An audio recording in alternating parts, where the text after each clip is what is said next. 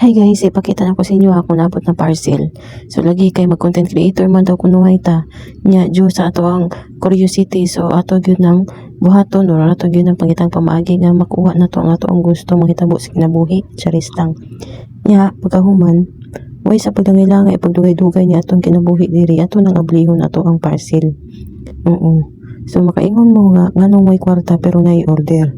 Sa curiosity kay dira sa mangutana kung pilang ako ang bayad ani pwede ra gyud kay mo PMs ko Aya lang mo diri sa comment section kay lisod na. So yun ani kay excited no bisan usa ka gahi ang plastic hala ato yung paningkamutan na maabri dayon kay para makita nato kung unsa gyud ang so legit ba ra unsa. So wa pa man gyud ako ni siya natistingan kay kinahanglan man day siya i-charge kay murag lobat pa. So muna na siya nalipay na kayo gamay lang sa kay wa pa man nato natistingan jud.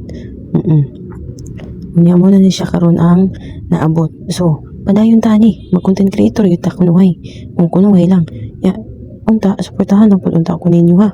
Ay gyud unta mo ka minghoy din ha. Laban lang gyud ta ani mo gyud kinabuhi dapat maglabanay ta balag wala tay kontra. Ug daghang salamat sa inyong pagtan-aw ug God bless sa atong tanan. Bye bye, love you.